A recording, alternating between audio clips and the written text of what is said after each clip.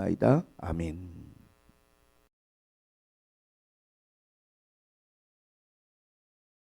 을 가지고 여러분과 함께 말씀을 나눕니다. 하나님에 대한 우리의 생각에 대해서 우리가 한번 나눠봤으면 좋겠어요. 여러분, 하나님을 어떻게 생각하십니까? 하나님 여러분에게 어떠한 분이십니까? 사실 하나님은 우리 삶의 모든 면에 영향을 미치시거든요. 그 아이델 윌슨 토즈라는 그 유명한 목회자고 저술가가 그런 말을 했어요. 어떤 사람이 하나님에 대해서 어떻게 생각하는지를 알면 그 사람의 미래가 보인다 그랬어요. 아주 전곡을 찌르는 이야기입니다. 우리가 하나님을 어떻게 생각하고 있는지를 알면 그의 미래가 보이는 거예요. 왜냐하면 하나님은 우리의 모든 삶에 영향을 미치시는 분이기 때문에. 내가 하나님을 어떻게 생각하고 있나. 그래서 우리가 하나님에 대한 우리의 생각을 알고, 그리고 무엇보다 하나님에 대한 우리의 열정과 열심을 우리가 하나님 앞에 회복하고 그 열정과 열심을 갖는 것이, 그것이 우리의 미래의 소망이고 우리의 모든 삶에 나타날 앞으로 결과가 될 거예요. 저는 오늘 말씀 속에서 하나님에 대한 열정을 두 가지 측면에서 우리가 하나님 앞에 생각하고, 두 가지 측면에서 이 열정을 우리가 하나님 앞에 붙들고 회복했으면 좋겠다. 그런 마음으로 여러분께 오늘 말씀을 준비했습니다. 많은 이야기들이 있겠지만 저는 오늘 두 가지를 이야기를 하고 싶어요. 첫째는 뭐냐면, 하나님은 나에게 누구신가? 이것이 우리가 하나님에 대한 열정을 가지는 가장 기초가 되는데, 사실 하나님은, 많은 사람들이 하나님은 창조자다, 하나님은 우리의 구원자다, 하나님은 심판자다, 다 맞는 말이에요. 늘 설교했던 거잖아요. 근데 이러한 말씀들을 딱 우리가 생각할 때 열심히 막 생깁니까? 하나님이 창조자니까 열심을 내야겠다, 하나님이 구원자니까 열심을 내야겠다, 하나님이 심판하실 분이니까 열심을 내야겠다. 조금 이게 너무나 맞는 말씀이고 성경이 수없이 우리에게 가르쳐 주지만 이게 우리의 열심과 직결되지 못하는 부분들이 있더라고요. 그래서 제가 왜 그런가 한번 생각을 해보니까 곰곰이 조금은 이것이 우리가 지금 살아가는 현실과 이렇게 맞닥뜨리지 않는 부분들 때문에 그런 것 같아요. 창조자시다, 옛날에 하나님 창조하셨던 거잖아요. 물론 지금도 창조자시지만. 구원자다, 심판자다, 나중에 일어날 일처럼 느껴지잖아요. 딱 우리의 현실과 맞닥뜨리는 부분들은 아니기 때문에 어떻게 보면 그 믿음을 가지고 있고 그러한 우리가 신앙을 고백하지만, 그래서 우리가 하나님 앞에 오늘 우리의 모든 삶에서 하나님에 대한 우리의 생각이 열정과 열심으로 이렇게 전진해 나아가기에는 그것이 때때로는 한계가 있는 것 같아요.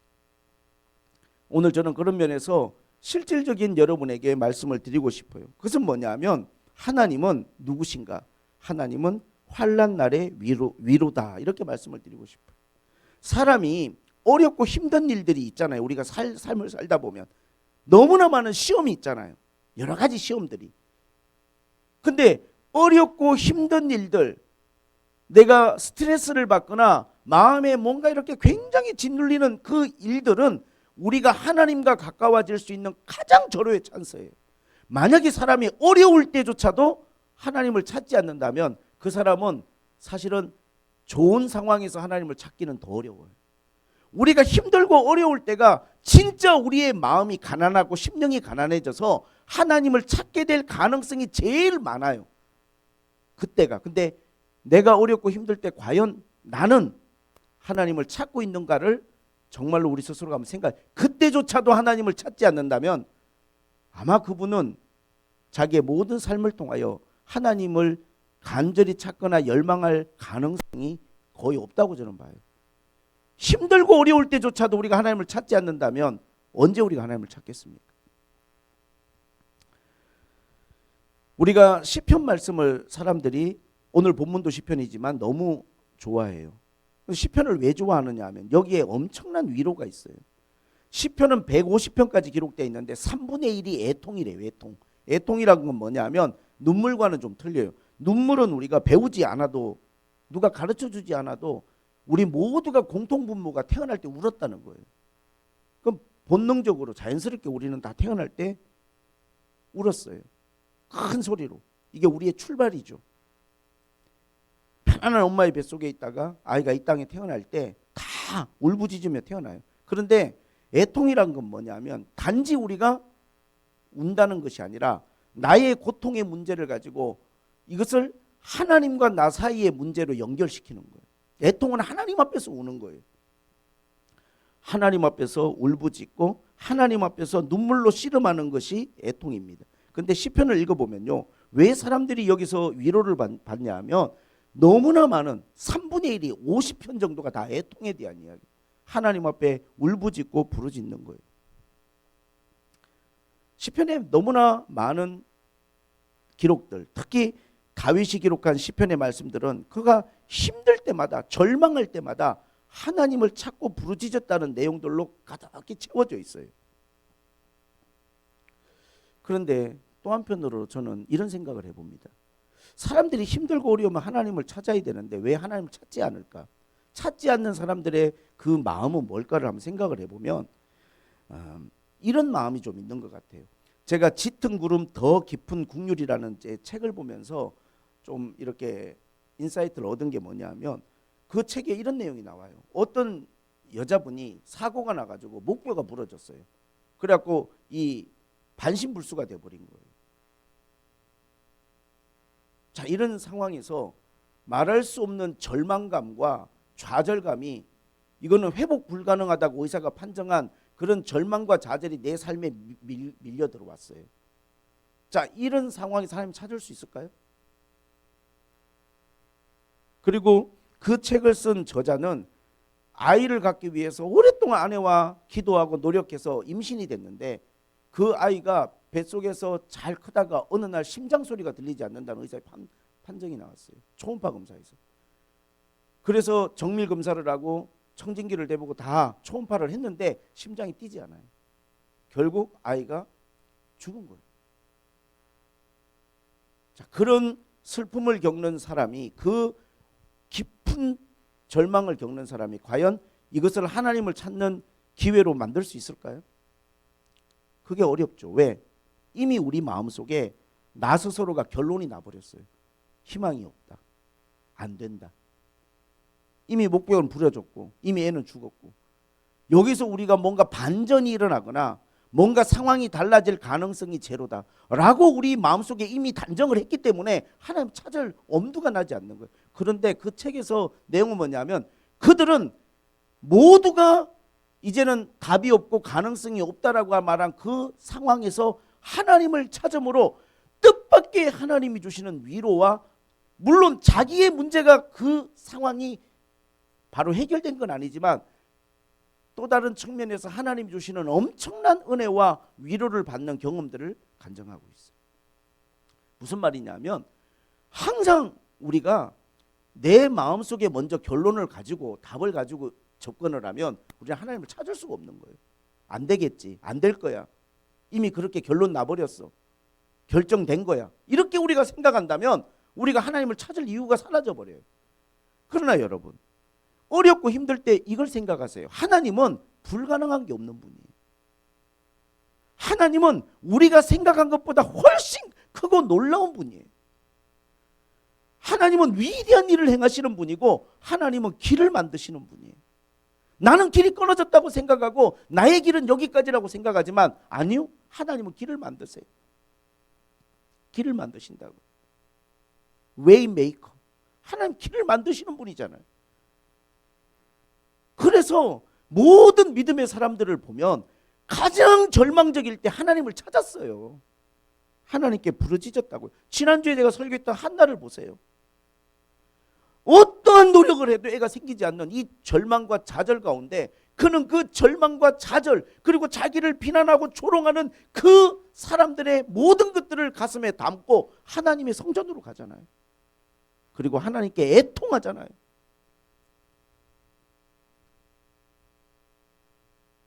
이러한 열심을 우리가 좀 하나님 앞에 회복해야 됩니다. 어렵고 힘들 때조차도 하나님을 찾지 않으면 그 사람이 도대체 언제 하나님을 찾을 수 있겠어요? 우리의 삶에 다가오는 모든 시험과 어려움들은요, 내가 하나님을 만나고 하나님을 찾을 수 있는 너무나 좋은 동기부여가 되고 있는 거예요.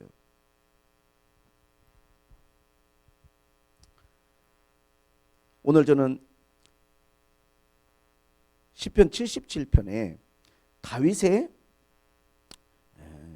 애통을 여러분께 소개하려고 합니다. 77편에 다윗은 그렇게 기도합니다. 내가 내 음성으로 하나님께 부르짖으리니 내 음성으로 하나님께 부르짖으면 내게 귀를 기울이시리로다. 나의 환난 날에 내가 주를 찾으며 밤에는 내 손을 들고 거두지 아니하였나니 내 영혼이 위로받기를 거절하였도다. 자, 여기서 중요한 것은 뭐냐면 하나님을 부르짖었고 하나님을 찾았다는 거예요. 여러분, 우리가 어렵고 힘들 때 해야 될 가장 중요한 행동 중에 하나는 그냥 넋놓고 좌절하고 가만히 있으면 안 된다는 거예요.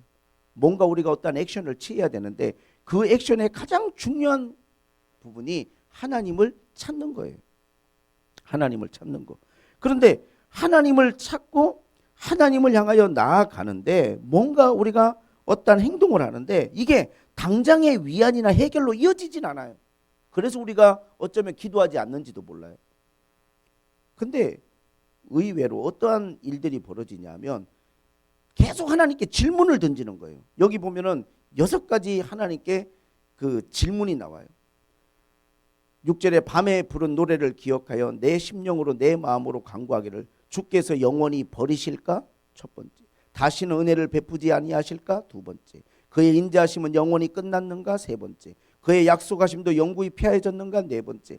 하나님이 베푸실 은혜를 잊으셨는가? 다섯 번째. 노하심으로 그가 베푸실 긍휼을 거치셨는가? 여섯 번째. 계속 하나님 앞에 부정적인 질문을 던지는 거예요. 이제 은혜는 끝났나? 긍휼은 끝났나? 하나님 나를 버리셨나? 나를 떠나셨나? 계속 왜? 힘들고 어려운 상황에 끝이 보이지 않고 뭔가 거기에 답이 없게 느껴지니까 아무리 기도해도 응답을 안 하시니까 이러한 질문들을 계속 던지는데 그러한 질문을 계속 던지고 있는 가운데 내가 말하기를 나의 잘못이라 지존자의 오른손에 해 여호와의 일들을 기억하며 주께서 옛적에 행하신 기이한 일들을 기억하리이다. 작은 소리로 읊조리며 이걸 제가 지난주에 묵상이라고 말씀드렸죠. 지지난주에 주의 행사로 낮은 소리로 되뇌이나이다. 하나님이여 주의 도는 극히 거룩하오며 하나님과 같이 위대한 신은 없나이다. 여러분 우리가 이런 거 있어요. 이게 우리가 너무 힘들고 어려울 때 하나님을 찾고 막 하나님 앞에 부르짖다 보면요 뜻밖의 하나님의 위로가 와요. 갑자기 하나님이 하셨던 위대한 일들이 막 생각나는 거예요. 하나님이 살아계시고 역사하셨던 것들이 그냥 주마등처럼 다 기억나는 거야. 막 이렇게 생각나고 맞아 하나님 나한테 이런 은혜를 베푸셨지. 잊어버리고 있던 것들 내가 깜빡했던 것들 지나쳤던 것들이 다 떠오르면서 이게 다 내 마음속에서 하나님 앞에 생각나면서 다시금 하나님이 행하실 놀라운 일들을 우리가 소망하고 바라보게 되는 그러한 놀라운 출발이 되는 거예요. 그리고 그 가운데 하나님은 놀라운 은혜를 우리에게 베푸셔요. 그래요. 우리가 하나님 앞에 힘들고 어려울 때 미사오구를 사용하려고 하지 마세요. 솔직하시면 돼요. 막 나는 힘들어 죽겠고 지금 당장 망하게 생겼고 나는 너무 고통스러운데 위대하신 하나님 높으신 하나님 여러분의 마음을 감추지 마세요. 다윗이 애통을 기록하고 오늘 여기 시편 42편에 고라자손의 시에도 나오지만 뭐라고 말합니까? 내 영혼이 하나님 찾기에 갈급하나이다. 내 마음이 하나님을 갈망합니다. 왜 그렇게 갈망합니까? 지금 내가 내 눈물이 음식이 되었다는 거예요. 이게 뭐 날마다 하루 종일 눈물밖에 안 나요. 상황이 얼마나 힘들면 이러겠어요. 눈물밖에 안 나요. 그리고 주변 사람들이 다 네 하나님이 어디 있냐 비난하고 조롱하고 너 그렇게 뭐 신앙생활 한다고 하더니 네가 믿는 하나님 어디 있냐 그렇게 쪼달리냐 그래서 이렇게 됐냐. 근데요 그럼에도 불구하고 내 마음은 낙심이 되지만 불안하지만 내 소망을 하나님께 두겠다는 거예요. 소망을 하나님께 두겠다는 거예요. 사랑하는 우리 성도 여러분, 물론 하나님은 창조자세요. 하나님은 심판자시고, 그러나 우리의 삶의 현실 가운데 가장 중요한 것은 힘들고 어려울 때 우리의 위로가 되신다는 거예요. 산상수훈에 그랬잖아요. 애통하는 자는 복이 있나니 저희가 위로를 받을 거라고. 하나님 앞에 눈물 흘리고 가슴 찢고 하나님 앞에 나아가면요, 어떤 식으로든지 하나님 우리를 위로하시는데, 그게 당장의 모든 문제 해결은 아니라도 하나님은 우리를 위로하실 뿐만 아니라 결국에는 그 모든 것들을 하나님은 찬송으로, 기쁨으로 바꿔놓으시는 그런 위대한 하나님이십니다. 힘들고 어려울 때 하나님을 찾으세요. 사무엘상 30장을 보면 다윗은 정말 애통을 많이 했는데, 거기에 다윗은요, 한동안 블레셋에 망명을 가가지고 자기를 따르는 그 사람들과 함께 망명 생활을 좀 했어요. 근데 얼마나 눈치가 보이는지 몰라. 모든 블레셋 사람들이 왕은 그냥 호의로 받아주고 그냥 마을 하나 주면서 너 시글락이란 이 마을에서 그냥 그러면 너 그냥 조용히 살아라 했는데, 모든 장군들, 모든 고관들이 저 옛날에 우리 저기 골리앗 저기 죽인 그 우리 원수잖아, 저 스파이 아니야? 여기 와가지고 무슨 짓을 벌일지 알아? 왜 저 사람한테 땅을 주는 거야? 그리고 이제 전쟁이 났어요. 다윗도 이게 눈칫밥 먹는 게 너무 신경 쓰이고 너무 이게 안절부절해가지고, 나도 그러면 내 600명 우리 동지들 데리고 우리도 당신들 밥만 얻어먹는 게 아니라 도와주겠다 하고 나갔더니 뭐라고 말하냐면, 그냥 안 오는 게 도와주는 겁니다. 가만히 계세요. 왜? 장군들이 다 신하는 거야. 저 뒤통수 치면 어떻게 하지? 아무도 신뢰를 보내지 않는 거예요. 어떻게 해도. 왕이 다윗에게 이야기합니다. 나는 당신을 믿고 당신이 정직하고 내가 아무리 봐도 당신은 거짓이 없는 사람이지만 주변 모든 사람들이 원하지 않으니까 그냥 조용히 우리가 전쟁할 테니까 돌아가 계십시오. 사흘 만에 딱 돌아왔더니요, 전쟁하러 블레셋이 나간 사이에 다윗이 사흘 만에 집에 왔더니 아말렉이라는 놈들이 전쟁하러 나가고 비었다는 걸 알고요, 쳐들어와가지고 이 블레셋 영토 중에 다윗이 머물고 있던 시글락을 공격해갖고 갔더니 사흘 만에 왔는데 전부 불타버린 거예요. 그리고 아내하고 애들이 전부 포로로 다 끌려갔어요. 30장에 보면 다윗이 뭐라고 했습니까? 3절에 다윗과 그의 사람들이 성읍에 이르러 본즉 성읍은 불탔고 자기들의 아내와 자녀들이 사로잡혀 갔는지라 다윗과 그와 함께한 백성이 울 기력이 없도록 소리내어 울었더라.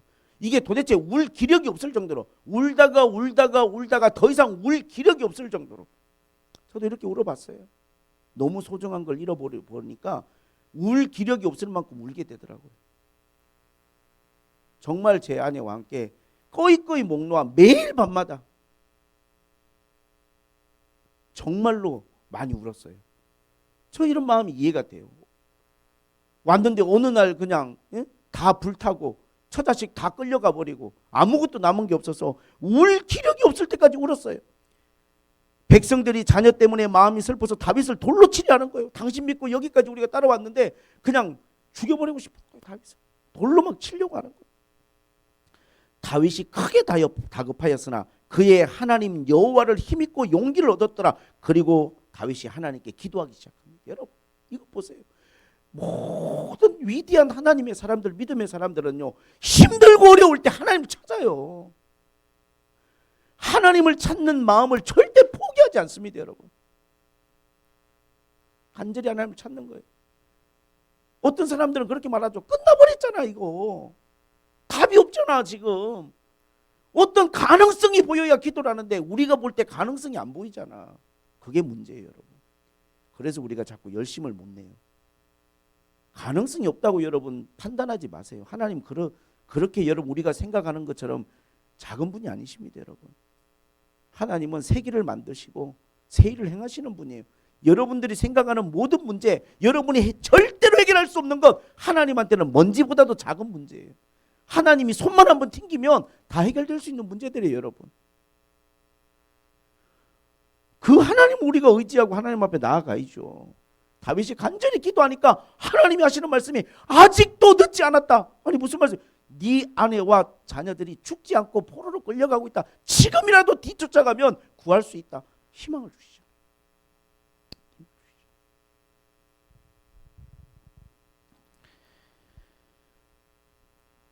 저도 이제 말씀을 준비하면서 이렇게 힘들고 어려울 때 하나님 앞에 기도하면 예전에 하나님 앞에 받았던 은혜들이 생각나잖아요. 저는 중학교, 고등학교 시절에 참 은혜를 많이 받았는데 다른 은혜가 아니라 그렇게 새벽 예배를 나갔어요. 학교 다니면서. 물론 집이 가까이 있어서 그럴 수 있었지만 새벽에 가서 기도했던 게 그렇게 생각이 나요. 학교도 아침에 일찍 가야 되는데 새벽에 가서 기도하고 가방 챙겨서 학교 가고 했던 그런 생각이 매일 기도하러 갔어요. 그리고 학교가 딱 끝나면 하루도 빼놓지 않고 제일 먼저 교회 와서 기도했어요. 교회 와서 가방 메고. 왜 그랬는지 모르겠어요. 그 열심, 그 열정. 그것들을 이렇게 생각하니까 그게 무슨 나한테 금전적인 아니면 어떤 다른 방법으로의 보상과 축복은 아닐지 몰라도 하나님과 함께 했던 그 시간들이 너무 소중하고 너무 나한테는 정말 귀한 시간들이라 너무 감사가 넘치는 거예요. 그리고 시골에서 목회할 때 생각이 많이 나더라고요. 얼마나 추운지 백운이 산속에 영하 20도의 겨울에 한 번도 교회 난로를 피워본 적이 없어요. 여러분, 할머니 4분밖에 없으니까 누가 기름 넣습니까? 항상 아내하고 새벽에 둘이 교회 가서 아무도 오지 않는데 교인들 엎드려서 그 추운데 그냥 교회가 꽁꽁 얼어 있어요. 완전히. 요즘 얼마나 좋은 잠바들도 많아요. 그 시골 갈 때 가져간 흰 잠바 지금도 생각나요. 그거 하나 뒤집어 쓰고 이 강대상 앞에서 엎드려서 4년을 울었어요. 그냥. 답이 없어요. 우리 성도들이 맨날 하는 말이 그거예요. 우리는 안 돼요, 목사님. 이미지가 너무 안 좋아요. 시골은 사람이 누가 오는 사람도 없어요. 다 정해졌어요. 지금 다 저 앞에 교회 100년 넘은 감리교가 딱 저기 있어서 다 거기가. 여기 엄청나게 큰 성당이 하나 또 딱 있어서 다 거기가. 우리 누가 오겠냐는 거예요. 할머니 4분. 이름도 다 생각나요. 정연아, 정도와, 윤종순, 조성순 우리 집사입니다. 제가 처음에 갔더니 여기 젊은 사람이 못 있는다고 가라고 생활비도 못 준다고 저한테. 정말 주일날 되면 이 깊은 데서 꺼지문에서 헌금하시는 거예요. 깊은 데서. 그렇게 제가 4년을 버텼습니다. 제가 지금도 잊지 못하는 게 아무도 교인들도 오지 않는데 명절에 수요 예배 드린다고 애들 갓난아기 둘 데리고 13시간을 운전해 갖고 제가 갔어요. 그 다음날 가면 명절 끝나고 차도 하나도 안 밀리는데 그 오지 않는 수요 예배 드린다고 제가 그렇게 13시간 갔던 기억이 지금도 나요. 그 시간들이 막 후회스럽고 고생스러운 게 이만큼도 없고 너무 감사한 거예요. 하나님 앞에 그렇게 하나님과 함께 보냈던 그 시간들. 하나님의 위로, 하나님의 은혜. 너무너무 감사해요. 그런 시간들이 제 삶에 있었다는 게. 힘들고 어려울 때 여러분 하나님을 찾지 않으면 언제 찾겠습니까? 사람들은 코로나로 힘들다 어렵다는 말은 많이 하지만 하나님을 찾지 않아요. 교회 와서 좀 울부짖고 부르짖는 사람들이 자주 있었으면 좋겠어요. 한나처럼 목사님이 갑자기 무슨 일이야? 어디서 이렇게 막 울부짖는 소리가 들리지? 너무 괴로워서 너무 힘들어서 너무 지쳐서 하나님 앞에 왔어요. 교회 오기가 너무 힘들면 집에서라도 기도하시고 집에서 기도하는 게 그렇게 소리내서 기도하는 게 여의치 않으면 주일날 좀 일찍 와서 여러분 정말 마음의 준비를 하고 와서 하나님 앞에 쏟아놓고 간절히 좀 기도하고 어렵고 힘들 때 열심을 좀 내라. 하나님에 대한 열정을 좀 가져라. 그때가 바로 가장 좋은 찬스다. 그 기회들을 놓치지 마라. 평안하고 좋을 때는 그런 열정을 갖기가 쉽지가 않아요, 여러분. 또 하나 제가 하나님에 대한 열심을 여러분 내라고 말씀드리고 싶은 것은 하나님의 말씀을 순종하는 데 좀 열심을 냈으면 좋겠어요. 여러분 한번 생각해 보세요. 하나님은 우주를 만들 때 진짜 하나님은 크게 위대하게 만들었어요. 아니 사람도 살지 않는 우주를 뭐로 이렇게 하나님 크게 만들었을까요? 인간이 아무리 연구라고 해도 우주의 끝은 보이지가 않아요. 얼마나 별이 많은지. 근데 하나님 왜 이렇게 만들었을까요? 하나님이 자기가 어떤 분이란 걸 우리한테 말하고 싶은 거예요. 하나님 끝이 없는 분이에요. 하나님이 우주를 조그만하게 만들어 놨어 봐. 창조자가 누군지는 모르지만 아이고 사이즈가 이 정도 되시겠구나 이렇게 생각할 거 아니야. 하나님은 우리가 하나님을 생각할 때 우리가 하나님을 도저히 상상할 수 없을 정도로 하나님 그렇게 만드셨어요. 이 태양계만 놓고 보세요. 이 균형과 질서와 이 아름다움을 말로 표현할 수 없어요. 이렇게 표현하면 맞아요. 정말 정교하게 만드셨다. 너무 정교해. 착착착착 맞아 들어가게. 우리 지구가 여러분 비행기의 3배 속도로 지금 돌고 있어요. 비행기 3배예요. 2,000km가 넘는 시속 2,000km가 넘는 속도로 지금 지구가 돌아가고 있어요. 어지러워요, 안 어지러워요, 여러분? 아무도 어지럽지 않아. 왜? 중력이란 게 있어서요. 이 당기는 힘과 이 회전력에서부터 오는 이 나가는 힘이 균형을 딱 맞추니까 우리는 여기서 아무런 이 균형을 도대체 누가 만들어 놨을까요? 지구는 돌고 있는데.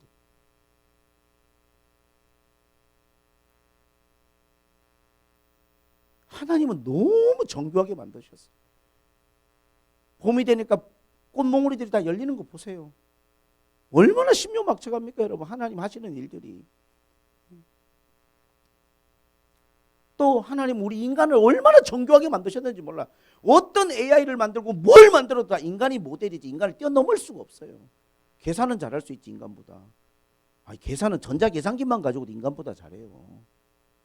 그렇지만 인간이 가지고 있는 모든 것에 대한 종합적이고 총체적인 그러한 판단과 능력은요, 인간을 능가할 수, 지금 모든 의학, 과학이요, 인간을 10%도 이해 못해요. 하나님이 너무너무 정교하게 만들어 놓으셔가지고, 너무너무 위대하게 만들어 놓으셔가지고. 이건 제가 뭘 여러분한테 말씀을 드리려고 이 말씀을 드리냐면, 이렇게 우주를 또는 이 생태계를 아니면 우리 인간을 정교하게 만드신 분이 이 말씀을 그냥 기록했을까요? 말씀은 여러분 너무 완벽하고 너무 정교해요. 그래서 히브리서 4장 12절은 그렇게 말합니다. 하나님의 말씀은 살았고 활동력이 있다. 예전에는 운동력이 있다 이렇게 기록되는데 지금 기억되는 게 활동력이 있다. 하나님의 말씀은 살아있고 활동력이 있어요. 말씀이 막 역사를 하시는 거예요. 내가 그 말씀을 붙들고 그 말씀으로 살아가기만 하면 말씀이 역사를 하시는 거예요. 막 길을 만들고 일을 벌리고 하나님 말씀은 살아있으니까. 제가 다녔던 교회 한 15년 정도 어린 시절에 신앙생활을 했던 교회는 목사님이 참 목회자들을 많이 길러내실 비전을 가지고 이렇게 비전을 제시하고 산기도 많이 데리고 다니셨는데 진짜 많은 목회자들이 배출됐어요. 동시대에 많은 목회자들이 배출돼서 지금도 목회하고 있어요. 제가 자주 부흥회도 가고 아는 선배 목사님 교회는 선교에 대한 비전을 목사님 가지고 성도들에게 선교에 대한 비전을 계속 심었어요. 선교해야 된다. 복음 전해야 된다. 그래서 너희들이 헌금도 하고 선교를 위해서 헌신해라. 그 교회 분들은요. 사업가들이 얼마나 많이 배출됐는지 몰라요. 다 알잖아요. 너무 가난하고 정말 사업할 만한 분들이 아니고 보잘것없는 사람들을 다 하나님 사업가로 다 길러내셨어요. 그건 뭘 말하는 거냐면요. 말씀이 역사하시는 거예요. 말씀이 임하는 대로 거기에 열매들이 결과들이 따라 나오는 거예요. 여러분. 하나님의 말씀은 살아있고 운동력이 있어요. 이 세상을 정교하게 만드시고 위대하게 만드신 하나님이 하나님의 말씀을 여러분 그 긴 세월 동안에 40명의 사람을 통해서 얼마나 하나님이 다듬고 정교하게 우리에게 이 성경으로 주셨겠냐고요. 이 말씀은 살았고 운동력이 있단 말이에요. 그래서 우리가 말씀대로 살려고 노력하고 말씀대로 살아보면 놀라운 일들이 막 벌어지는 거예요. 말씀대로만 살면.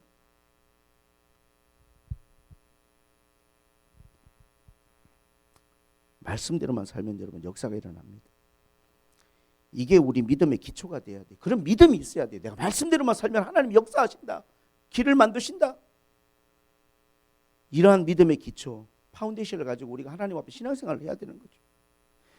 이제는 정말 입술로만 하나님을 사랑하는 이스라엘 백성, 그들의 모습을 우리가 따라가면 안 돼요. 말로는 하나님 너무 사랑하는데 열심이 없고 열정이 없어. 너무 열정이 없어. 그건 사랑하는 게 아니에요. 여러분이 가장 열정을 쏟는 게 그게 여러분이 사랑하고 있는 거예요. 지금. 여러분이 어디에 열심을 내고 있는지 한번 여러분 스스로가 생각을 해보세요. 과연 여러분이 하나님을 경험하고 정말 힘들고 어려울 때 하나님을 찾는데 열심히 있는지. 오늘 예배 인도하신 분의 간정이 너무 은혜가 됐어요. 눈물이 나더라고요. 하나님을 운전하고 매일같이 일상의 삶 속에서 찾는다는 그 말이 저한테 너무 은혜가 돼요. 우린 짬나무 뭐 유튜브에서 사실 가치도 없는 그런 뉴스거리, 기사거리 맨날 찾고 검색하고 하는데, 누군가는 하나님의 말씀을 찾고 하나님을 기억하고 경험하려고 하고, 오늘 시편 42편의 말씀처럼 목마른 사슴이 신의 물을 찾게 갈급한 것처럼 너무나 간절한 마음으로 하나님을 찾는 거죠. 구약의 가장 그러한 위대한 사람이 다윗이라면 신약의 사도 바울이 있어요. 사도 바울은 빌립보서 3장 10절 11절에서 그는 세 가지를 이야기합니다. 그가 하나님에 대한 열심이 너무 간절한 거예요. 그러면서 그는 이 세 가지를 알고 싶어요. 부활의 권능을 알고 싶다. 부활의 권능을 알려면 내가 죽어야 되잖아요. 죽어야 되는 거잖아요. 아니면 내가 죽지 않더라도 부활의 생명이 내 안에 있다는 걸 내가 확인해야 되잖아요. 이거를 알고 싶다는 거예요. 두 번째는 그리스도의 고난에 참여함을 알고자 했다는 거예요. 정말로 예수님이 그 고난 받으신 고난의 가치와 의미와 그 고통의 무게를 나도 같이 한번 알아보고 싶다는 거예요. 그래서 사도 바울은요, 고난을 마다하지 않는 거예요. 왜? 예수님과 조금이라도 그러한 공감대를 같이 가지고 싶어서. 주님을 너무 사랑하니까. 만약에 부부가 서로 사랑한다면 한쪽이 너무너무 힘들 때 다른 한쪽이 어떻게 됩니까? 그 아픔에 어떻게든지 내가 도움을 주고 참여하고 싶은 마음이 있잖아요. 사랑하니까. 바울이 그거예요. 고난을 알고 싶다는 거예요. 여러분 고난을 알고 싶어요? 그건 목사님, 그건 좀 저를 피해갔으면 좋겠어요. 이런 마음이 많은데, 사도 바울은 주님을 너무 사랑하니까 부활도 알고 싶고 고난에 대해서도 알고 싶다. 그래서 바울은 채찍에 많이 맞았어요. 39대를 4번 이상 맞았잖아요. 왜? 예수님 채찍 맞을 때 어떤 마음이셨는지 바울은 직접 고난을 통해서 경험했어요. 너무나 많은 핍박을 받았죠. 누군가는 이렇게 말합니다. 세상에서 그리스도를 대우했던 것보다 더 나은 대우를 세상으로부터 받겠다고 생각하지 않았다는 거예요. 예수님을 세상이 핍박했는데 난 좋은 대우 받아야지, 난 세상 사람들한테 좋은 그런 대우를 받고 살아야지. 바울은 그런 생각 안 한 거예요. 세상이 예수님을 핍박했다면 나도 예수님처럼 세상에서 핍박을 받는 거, 그런 건 나는 왜? 주님을 너무 사랑하니까.